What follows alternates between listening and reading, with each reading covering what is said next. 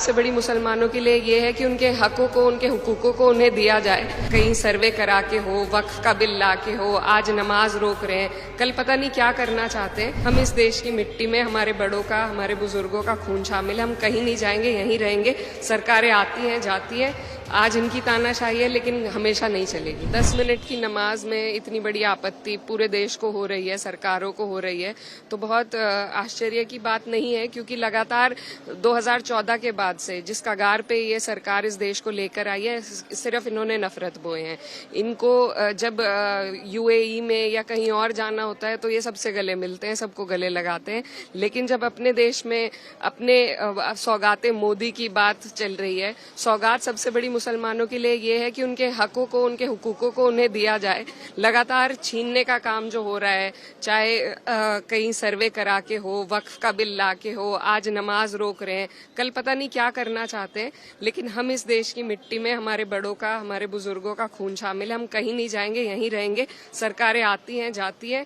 आज इनकी तानाशाही है, लेकिन हमेशा नहीं चलेगी।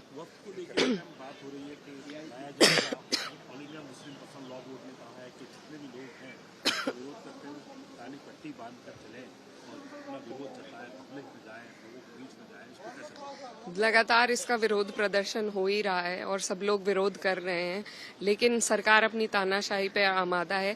लेकिन हमें देखिए अब क्या किस तरीके से लेकर आते हैं। हम लोग पूरी तरीके से अपोज तो करेंगे, लेकिन इसी तरीके से सारे हक छीन कर आपको एक पैकेट पकड़ाया जा रहा है सौगात देने के रूप में, तो ये इनकी जो दोहरी पॉलिसी है उसको दर्शाता है, और इन लोग ऐसे लोगों का राज लंबे टाइम तक नहीं चलता है। जयंत चौधरी भी मैम ओवर पोलिसिंग है। देखिए, जो भी आदमी जो हिंदुस्तान की भावना को, संविधान की भावना को अपने दिल में लेकर चलता है, वो समझता है कि ये गलत है। और मुझे खुशी है कि कुछ लोग जो सरकार के साथ जुड़े हुए हैं, वो इतनी समझ रख रहे हैं कि वो आगे आकर इन सब चीजों के खिलाफ बोल रहे हैं। और उम्मीद यही है कि सरकारें समझेंगी और इस तरीके के जो फरमान है तानाशाही के, उनको वापस लेंगी।